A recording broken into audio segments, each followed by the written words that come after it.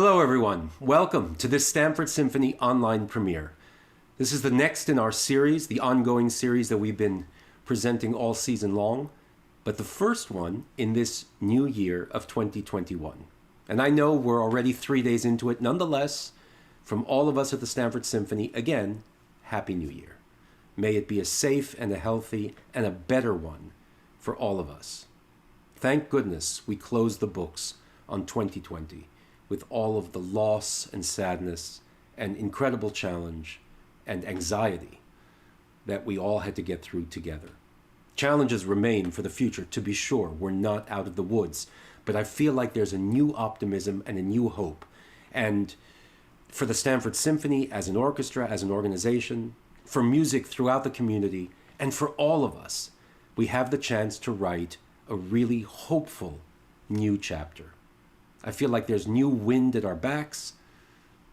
We can reach with new energy for the brass ring. And so we put together today a program with music for wind and brass, specifically for wind quartet and brass quintet. I love the way this program came together. I love the variety of music on it. You're going to hear wonderful performances of music by Ludwig van Beethoven, by the German composer Ludwig Maurer. We go back to the Renaissance period for music by Anthony Holborne, and a sparkling wind quartet by Carl Stamitz. You're going to hear the first movement close to the top of the show, and we're going to bookend the entire program with the last movement at the very end. It's a wonderful way to frame all of this music. And that's not all. In the middle, we have a really special bonus. We had the chance to eavesdrop on a wonderful lesson that was given by our principal trombonist, Richard Clark, to one of the truly gifted young students at Project Music in Stamford. This is not only a reflection of the passion and devotion that so many of our Stamford Symphony musicians have as teachers, but it also shows you how the Stamford Symphony is putting music into every corner of the community for all of us, and especially for young people. Now, as always, as we go through the program, you'll have a chance to put any comments or questions or anything at all in the chat, and I will try to respond to as many of them as I can in real time. So let's get started. We're going to kick things off with some beautiful music by Ludwig van Beethoven. It's a wonderful song, and I mean that literally. It's a song. It's taken from his collection of 6 songs, 6 lieder. It's actually a prayer, which I thought was also a good way to start things.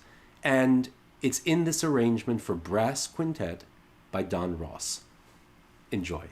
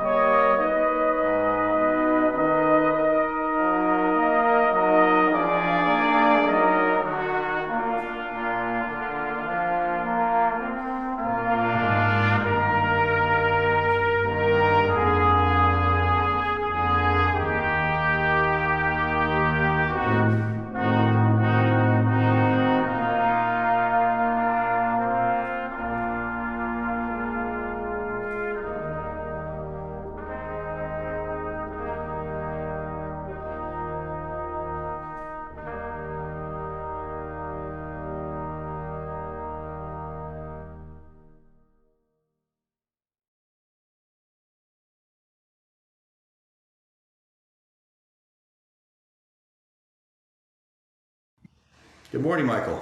Good morning, Don. Happy New Year. We're 3 days into it. How's it going? How's 2021 for you so far?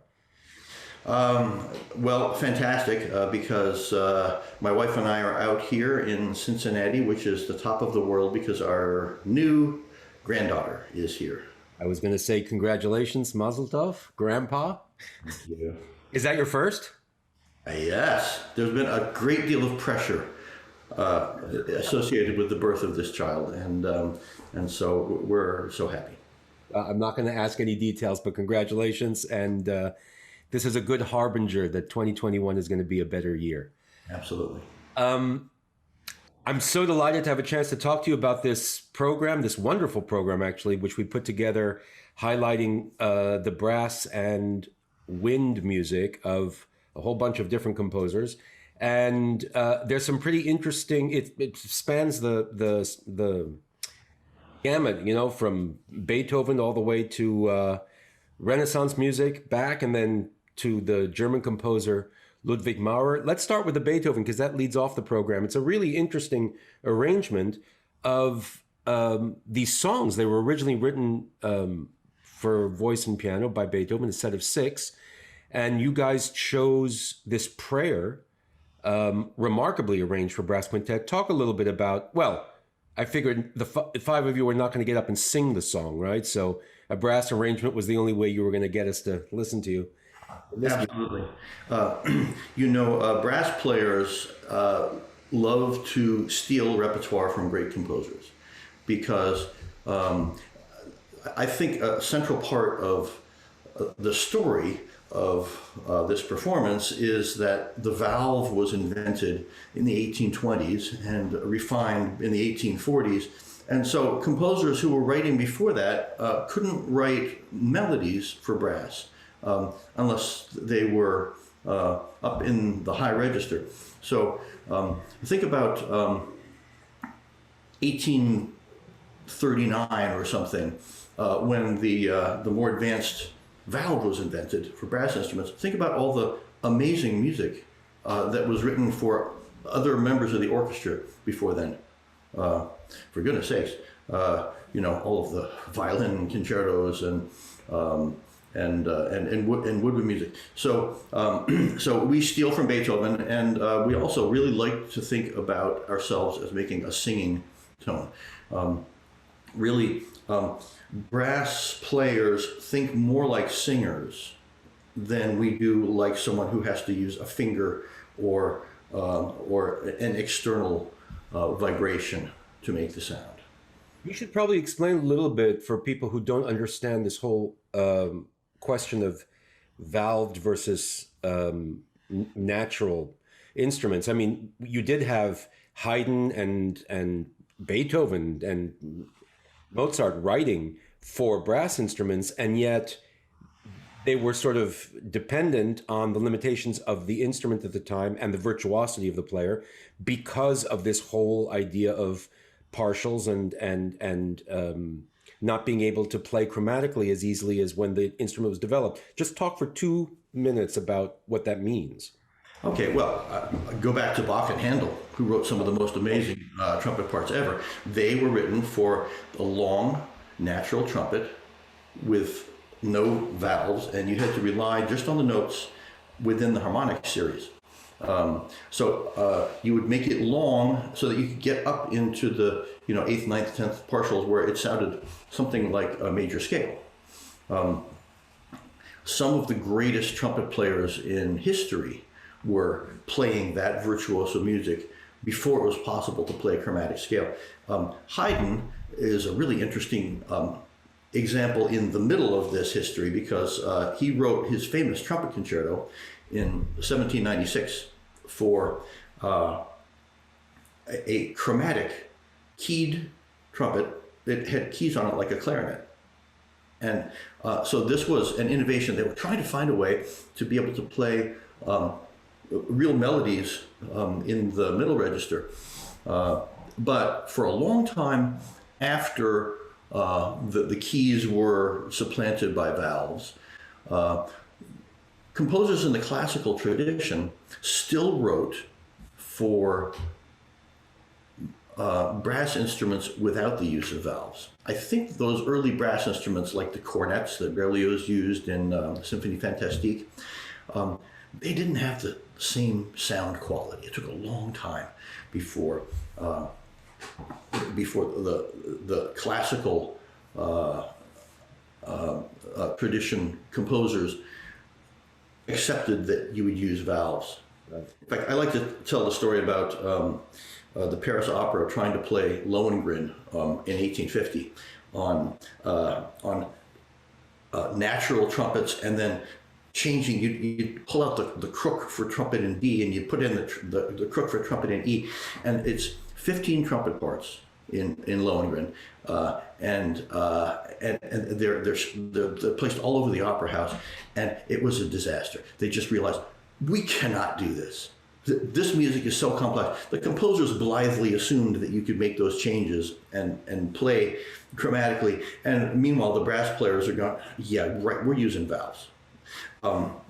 So it's so interesting because things got so much easier. My old teacher, who was born early enough in the 20th century that his teacher had played in an orchestra under Brahms, said to me, this whole idea that brass players these days are expected to play accurately is a completely modern invention, because in my day, everybody knew that people were going to miss all over the place. It was just too complicated. It's fascinating, but not to get too deep into the weeds. You did say something about brass players wanting to play with a singing tone and so forth. And of course, you chose this, of the 6 songs of Beethoven, you chose the prayer to play. What was it particularly? I mean, it's such a beautiful piece, but what was it particularly that attracted you and this arrangement to proposing that you all play it in the group? Well, we had a commercially available arrangement of that particular piece. But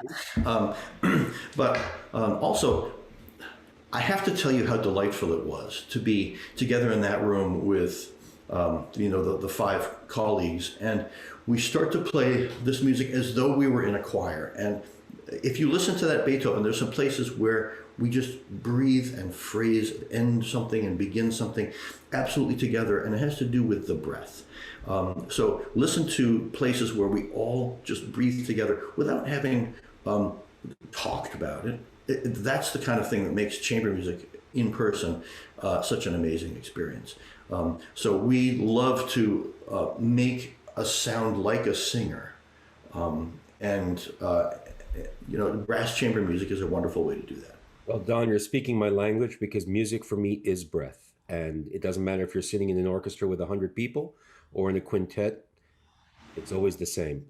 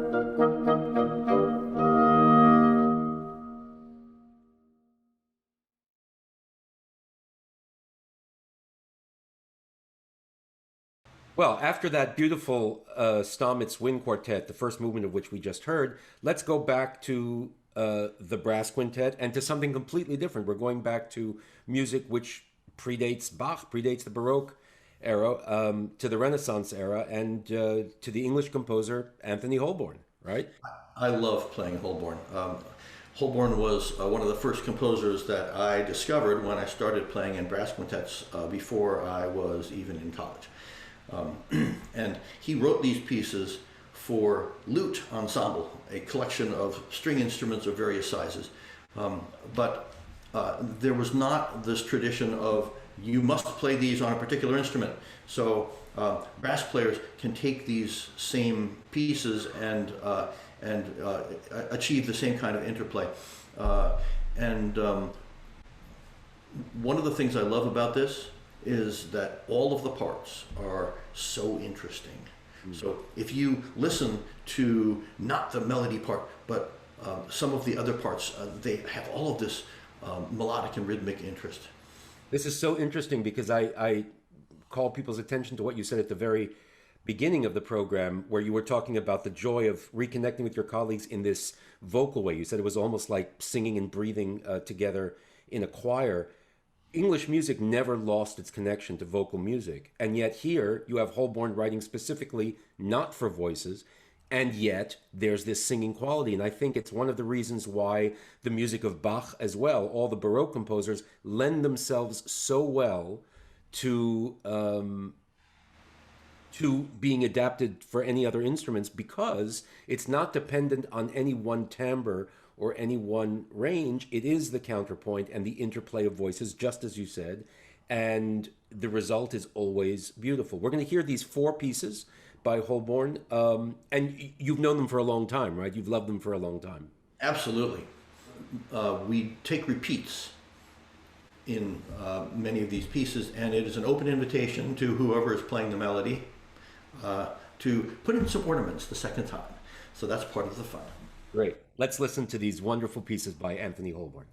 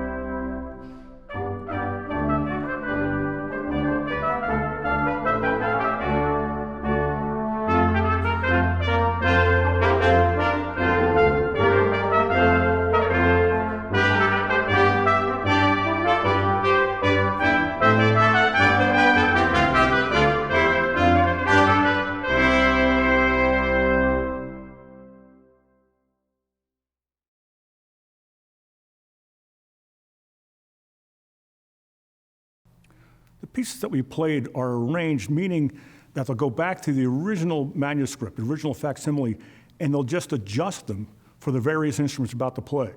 For example, the Holborne pieces were arranged by Nate Hepler, a second trumpet player in the Baltimore Symphony, and he arranged those for two trumpets, French horn, trombone, and tuba, and they could be arranged for strings or woodwinds, but they worked really well on brass.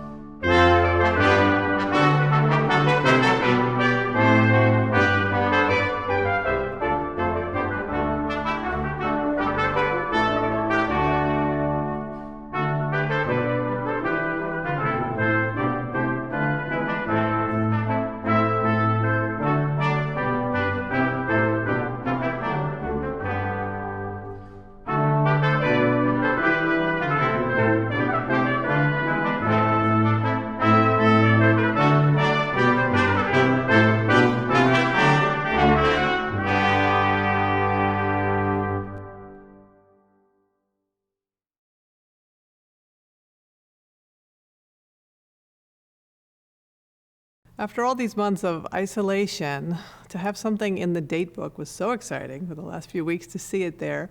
And of course, preparing for it was a big deal since it's been now 8 months since I played a public performance. To have the shared experience of playing together is so different than, just making a video and sending it in.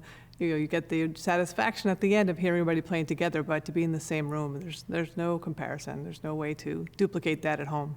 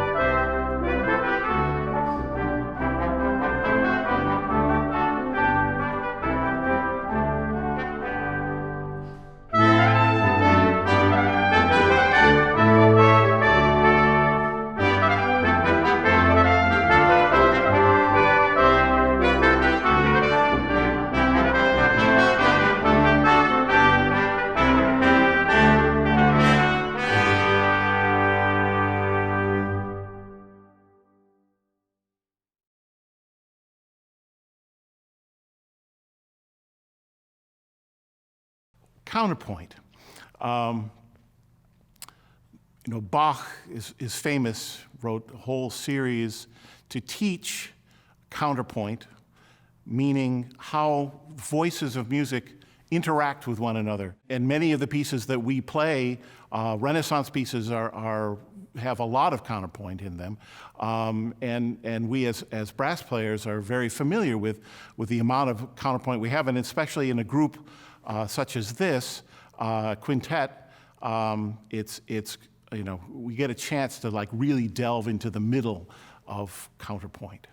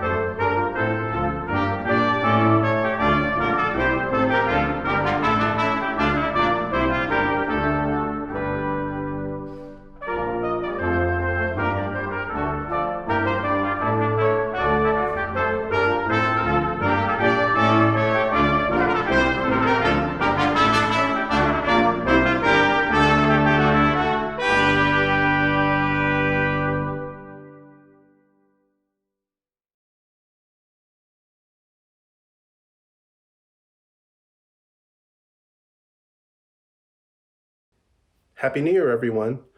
My name is Nicholas Gonzalez, and I am the Community Engagement and Education Manager for the Stamford Symphony Orchestra. Have you made your New Year's resolutions yet?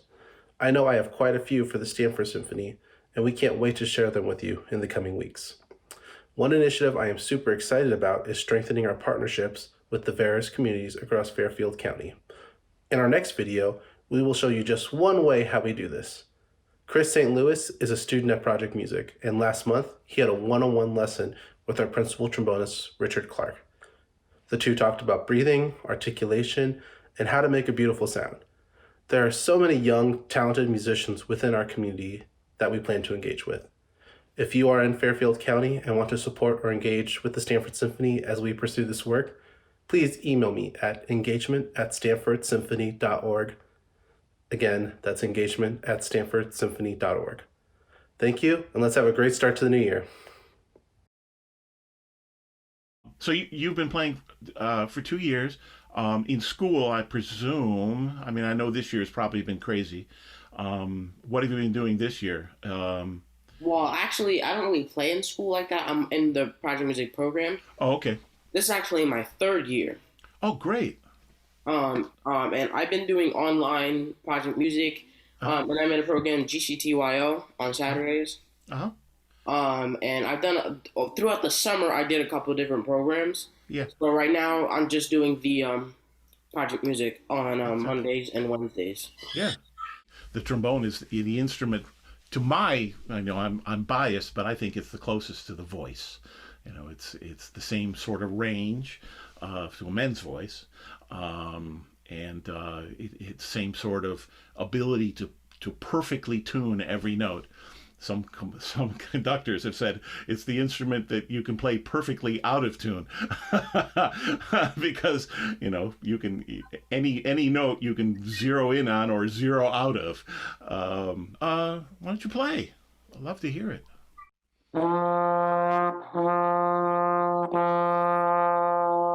Beautiful. You got a nice tone. I always look for. That's the beginning and the end of trombone, and I think any instrument, including voice too, is the sound, right? Try to make sure each note is as pretty as you can make it, especially when you're warming up. I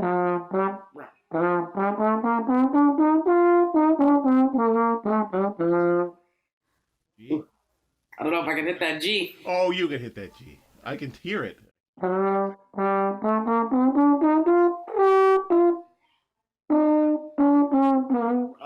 Sorry, I'm gonna restart. The G was a little on the flat side, so you have to bring that up. So.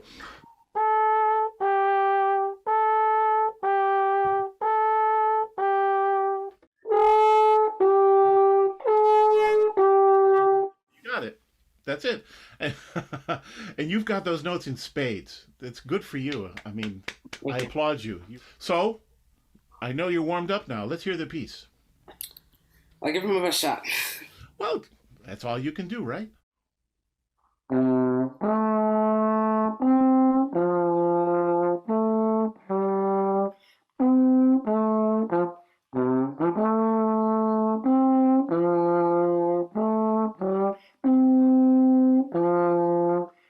accidentally played a couple E flats. Oh, so what? No, but you've got a beautiful sound. Intonation sounds great. One thing, let's try to play the notes longer. Your tonguing is fine. What you want to do is make it a little softer, and you want to connect the notes as much as you can. So, kind of, oops.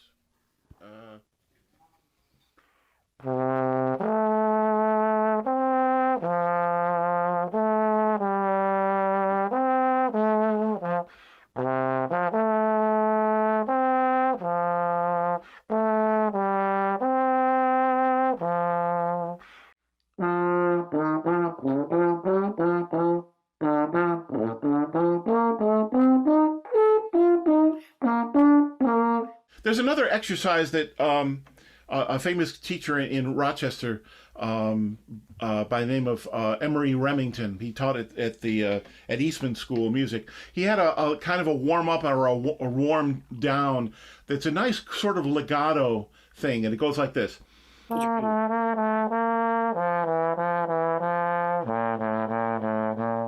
B flat A, B flat A, B flat A, and then F E F E F, B flat A, B flat A, B flat A, B flat.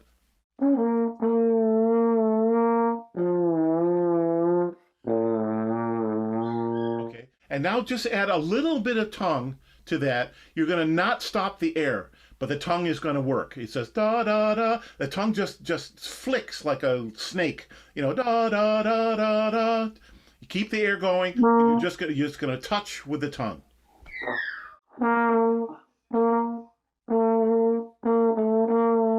Exactly. A little more tongue. You want it to touch. You did it. Da da da da da. Hear that sound. Da da da. Yeah.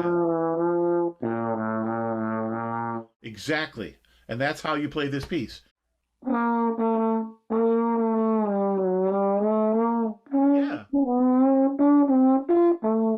That's what you're gonna work on. It's that sort of middle, trying to make it connected but not slurpy. So that's the balancing point. Is you get to the point where legato, legato, legato, slurpy, slurpy. Okay, get back. So you find the spot where it's not disconnected and it's not slurpy. It's in that middle place. So that's why we practice, is to work on those kind of things. But that's great. Work on that. So you're doing great. Thank you. Boy, you've got a nice range. You got a beautiful sound. Good tone. Yeah. Cool. So keep up the good work. Practice hard. I will. And I'll be calling you to sub for me. Okay. Yeah.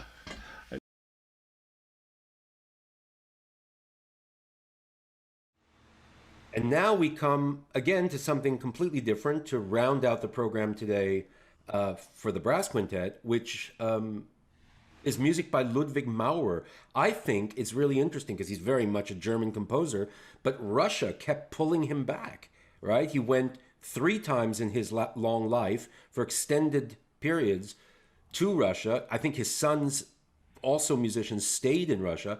Is there any kind of Russian influence that you discern in the music that you chose to play today? That's a great question. I think that the influence mostly in the 19th century goes the other way around.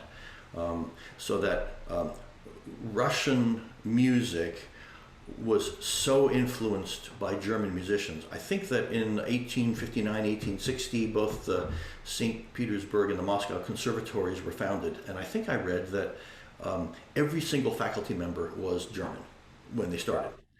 And then, of course, you had this wonderful Russian nationalist tradition in the second half of the 19th century, where they said, we need our own musical tradition. And that was really in reference to the fact that, hey, the German musical tradition that we've been so in love with was great, but let's find a way of expressing something that's truly and uniquely Russian. And so Maurer was right in the mainstream of where the most accomplished musicians came from. I would say that these are charming little pieces written by a very sophisticated professional musician, but written for amateurs. And you can picture these brass groups, amateur groups. They're not playing the kind of the French horn and the trumpet and the trombone that we use here. They were playing brass band instruments, specifically the kind of brass band instruments that would have been used in military bands. The military band tradition also came from Germany. Right, of course. So alto horns and tenor horns. I don't know if we have time for this little story about the Russian horn bands of the 1700s. But before they had valves, there were Russian military music groups where they would have 37 different tuned horns, so that you could get a chromatic scale of several octaves, just like in a bell choir. And they would line them up in a row, and they would learn to play extraordinarily complex music, even though they didn't read music. Wow. Wow. It's really interesting what you said about the Russians wanting to find their own traditions and yet borrowing it. Of course, not only from Germany, but from France, they were so influenced. French was the official language at the Russian court. Yeah. But just like in America, as we began the 20th century, we started to throw off all of our European influences and begin to think for the first time we need to establish some kind of cultural identity, musical identity for ourselves. I think it's part of, I wouldn't say it's nationalistic as much as it's part of growing up culturally, right? And yet, certainly, Russian tradition still affects music written all over the world. So it's a really interesting question. One last thing specifically about the Maurer, how does he write for brass? Do you think well or not well? Because it's interesting, he was a violinist. In fact, it was he who gave the premiere of the Beethoven concerto in Russia. Did he know his way around the trumpet? You mean the cornet? Right. Yeah. And so these were the military band instruments that were not being used in orchestras. Yes, he writes well. And in fact, the people who were writing for brass instruments, specifically in Russia in the 19th century, provide a really important part of the brass chamber music tradition, specifically Ewald. Glazunov wrote a wonderful brass quartet. So they're not the most complex music. I would say that they're charming pieces in their own right. But beautiful to listen to, and we're so thrilled that they're part of this program. Let's listen to them now, and I apologize for identifying a cornet as a trumpet. I'll never do it again. Let's listen.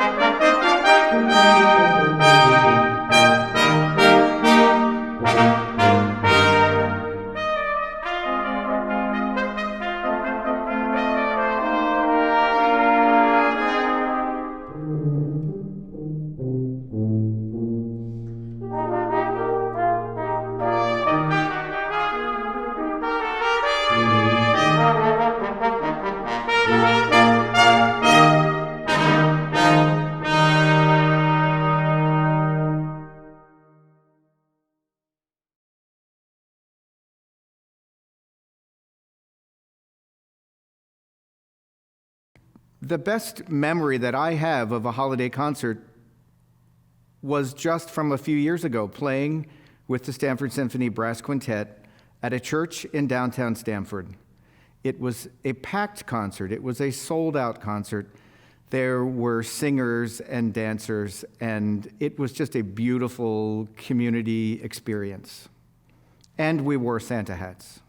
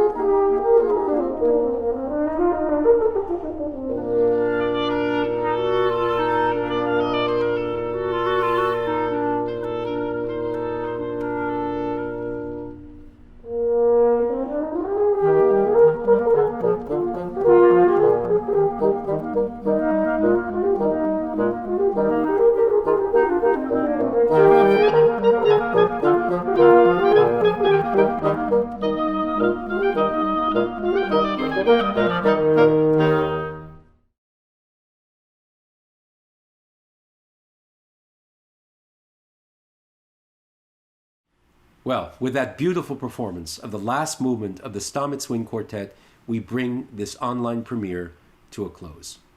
Actually, we recorded that back in the fall. We were at the Palace Theatre in Stamford in October, recording all of the music that we presented online in our virtual gala concert. And if you'd like to revisit any of that music, please go to our website, stamfordsymphony.org. With one click, you can hear all of the music that we recorded free of charge, and you'll also find a lot of other info. I hope you will go and check it out. Well, thank you to all of you who joined us here today, and thank you especially to our subscribers and donors who continue to support not only us, but the idea of what music can bring to the entire community in Stamford and throughout Fairfield County. It's because of you and for you that we do what we do. And your faith in us means everything. You know, your support not only makes it possible for us to continue to create content and bring it free of charge to the greater community, but it also supports our continuing educational initiatives throughout the community, and that is also incredibly important. So thank you to all of you and to all of the music lovers who are waiting for a better time for music. It's coming.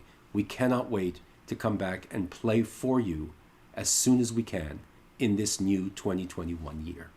Now, I know I'm going to be seeing a lot of our current subscribers and donors in the virtual VIP green room in just a few minutes. You can check your emails for the links to get to that. In the meantime, look forward for more information on our website for the next of these presentations and a lot more content to come. We can't wait to share our music with you. And again, Happy New Year. We'll see you soon. Thank you.